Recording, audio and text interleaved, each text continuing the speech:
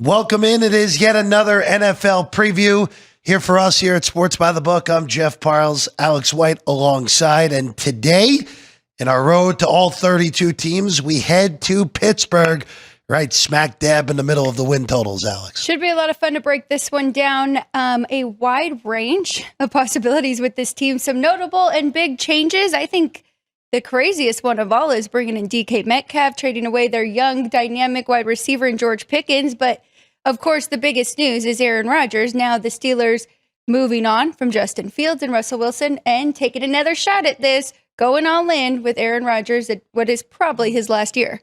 Probably. He's already hinted at it, that it is going to be his last year, of course. You can bet week one right now. The parlay card in Alex's hand, as you see, $25,000.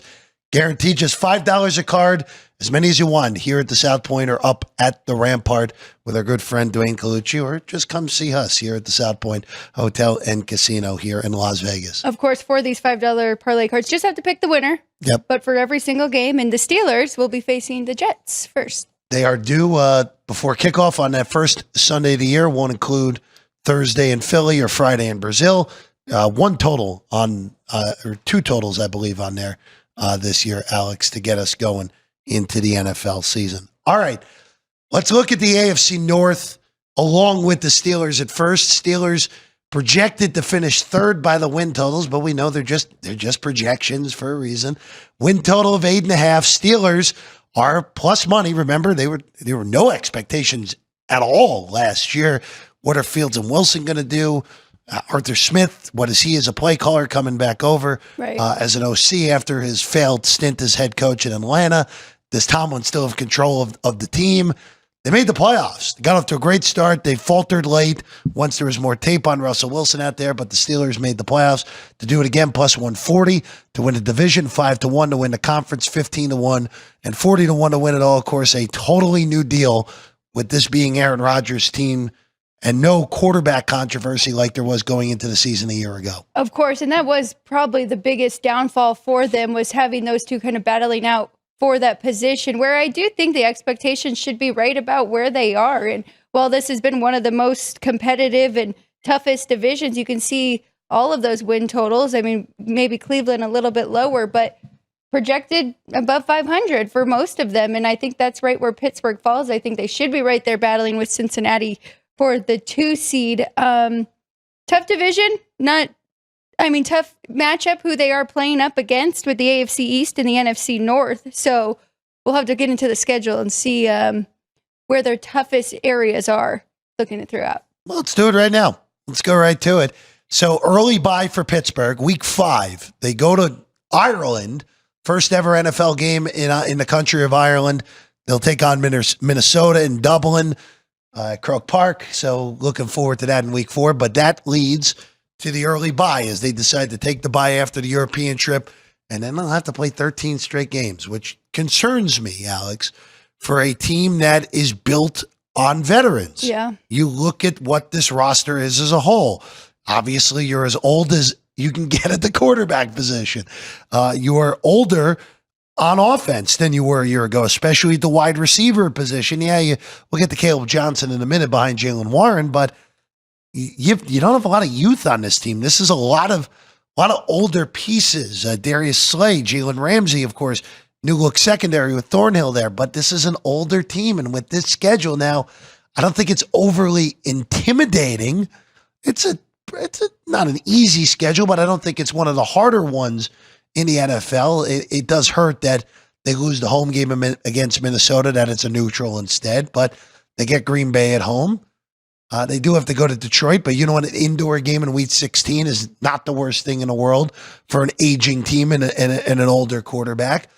But in the end, there's a path where I could see Pittsburgh winning 11 games with this schedule. I could also see that if they get off to a 1-3 start, with only one true home game. And at New England, people are high. We weren't high in the Patriots, but others were. And a neutral site against a playoff team from a year ago in Minnesota. And if somehow they manage to lose either week 1 or week 2 in games they'll be favored in, boy, this could go sour pretty quickly, because that stretch from week 7 against Cincinnati all the way down to week 14 against Baltimore, they're playing only one team that I feel pretty confident will not be in the playoff competition, and that's Indy.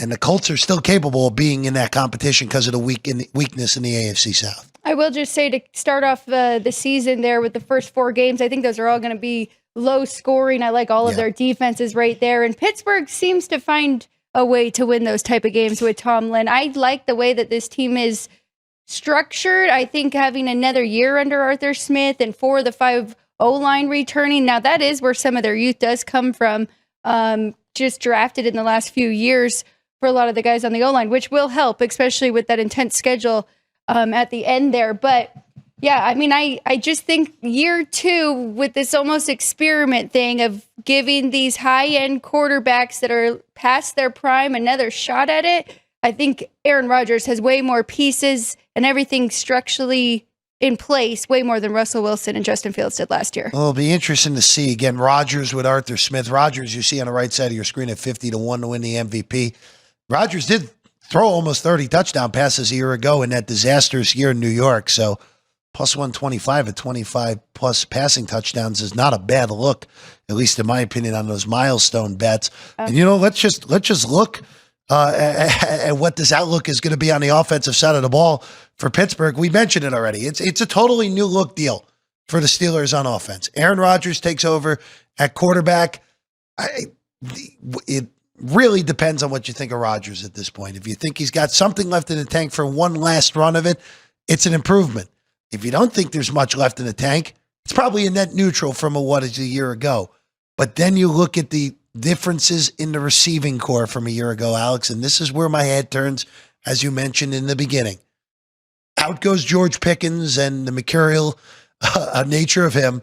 In comes DK Metcalf, who, again, whole new look for Metcalf, as the number 1 wide receiver, no doubt, here in Pittsburgh, because, and this is my biggest concern with this offense, we know Freiermuth and John O. Smith are good tight ends, but that wide receiving core behind DK Metcalf, Calvin Austin, Robert Woods, Scotty Wilson, Roman Wilson, Ben Skoranek, that is not a good receiving core behind DK Metcalf at that position. Luckily for them, Arthur Smith loves to use 2 tight ends, and I think almost 40% of the snaps last year. So he will be utilizing him. He wanted Geno Smith to come over there from Miami. So it will be interesting. I still think DK Metcalf has a lot in the tank. So I think he can definitely help. But I was high on George Pickens too. I just didn't think he ever had the right quarterback in place. And we didn't get a chance to see him with Aaron Rodgers here. But offensively, I can't make a case that they're going to be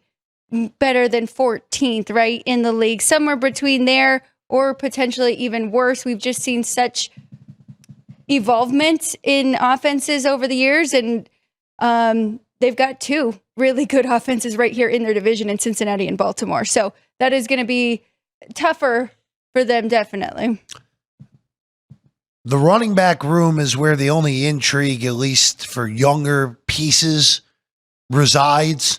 It's Jaylen Warren's position.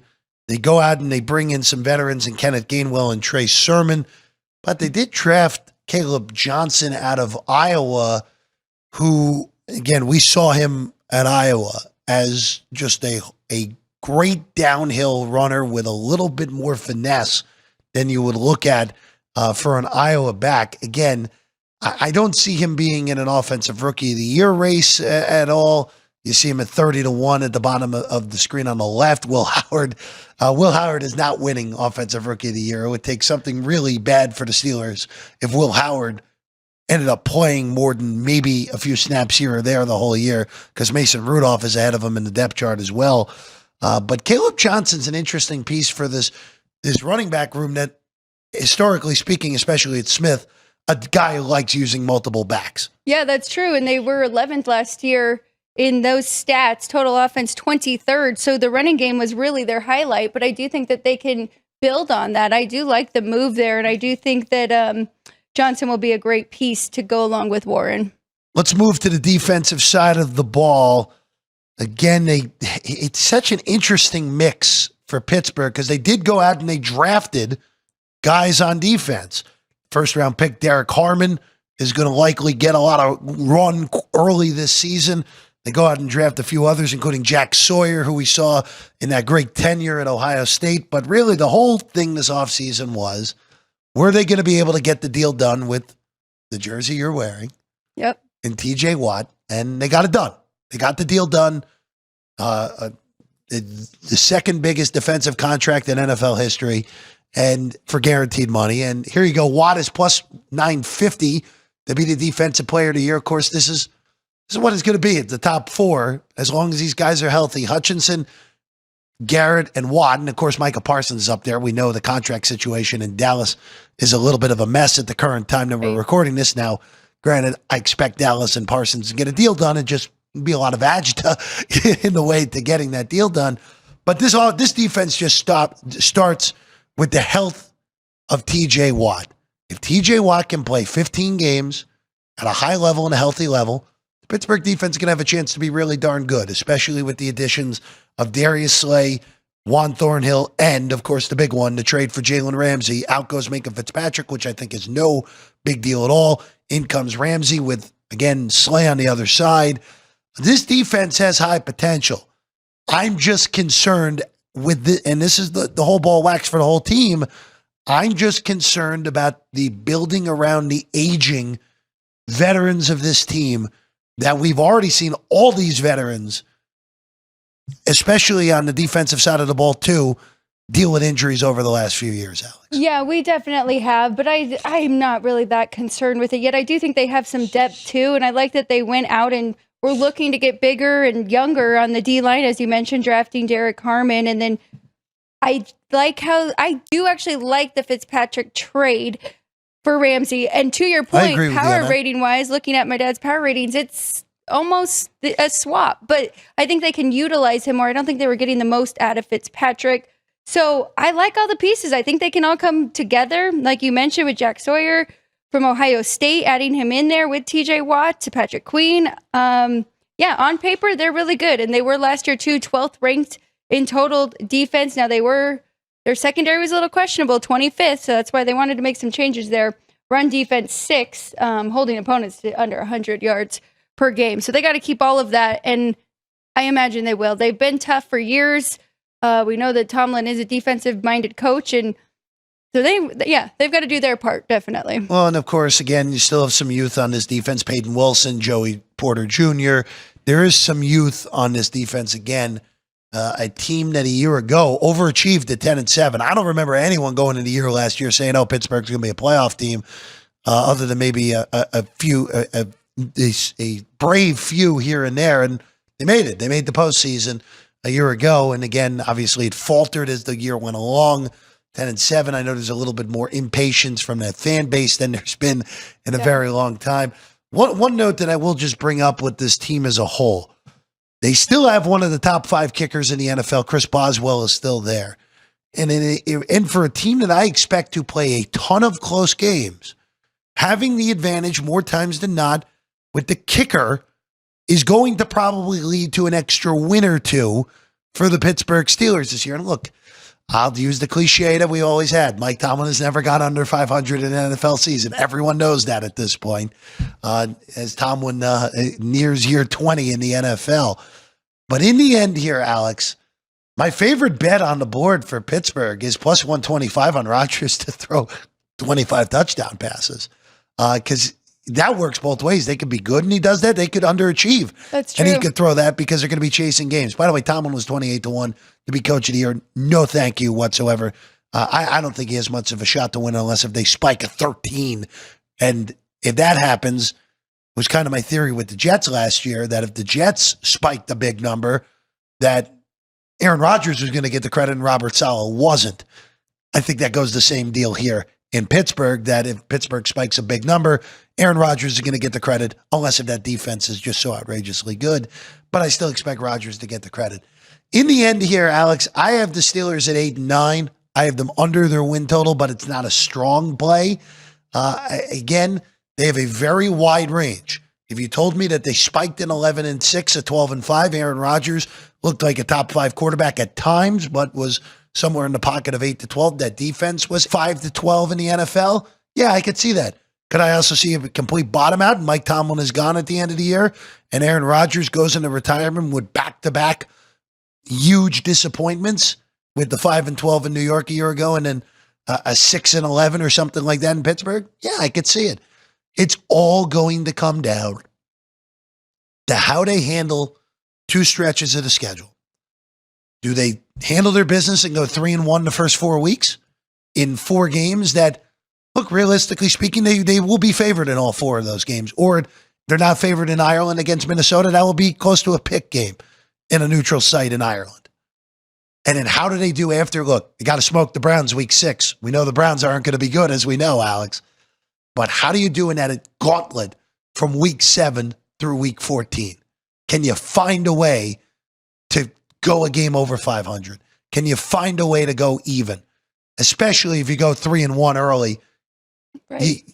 Going even in that stretch is good enough with a 2-1 at the end of the year. Baltimore may not need week 18 and a game at Cleveland that they have no business losing, and they'll be favored against Miami week 15 as well. I think that's a great point there.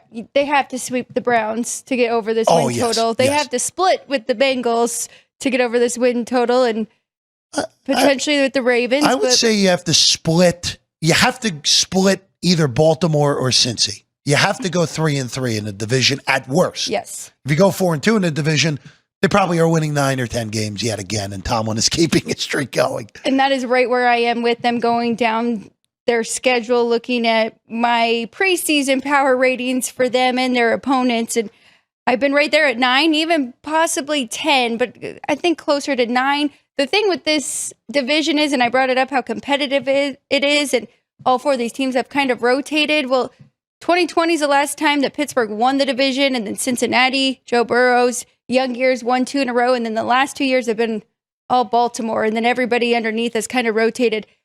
I think Baltimore has just taken such a big step above all 3 of them, and I could be wrong. We could see Joe Burrow lead his team to another Super Bowl, but I just think what they have built around him.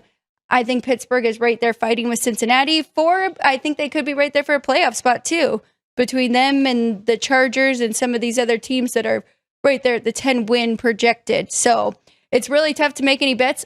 Honest to God, you just told me that on air here, but I think that's a great one there with Aaron Rodgers. Yeah, 25 plus passing touchdowns. It works both ways. Assuming he gets through the season mostly healthy, 25 plus makes sense because it could work if they're bad. It could work if they're good.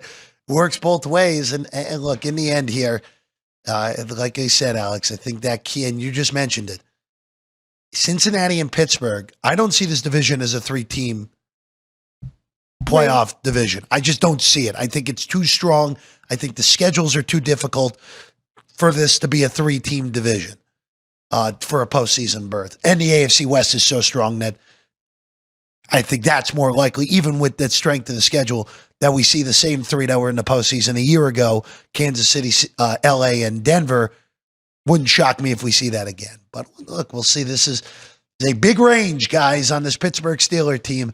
This is the widest range that I had for any team. 12 at the peak, 5 at the bottom. That's what I had. It's a 7-win range, which no other team in the NFL came close to that range here this year for me. Ironically, I feel like it is DK Metcalf's old team that is close to having that range with the Seahawks. These two are very common. DK's are interesting there too, with the 8+ receiving touchdowns plus 145. And pretty good number. And then even to have a 1,000-yard season as well on Metcalf.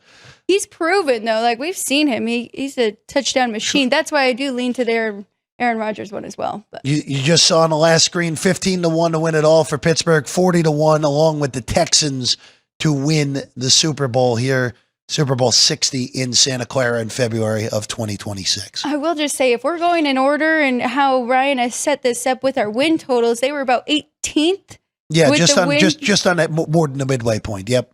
I think you should be getting a little more than 15 to win the AFC. Yeah. Especially with how good the top 3 are in Buffalo, Kansas City, and Baltimore. Yeah, I tend to agree on that one, Alex. Yeah. All right.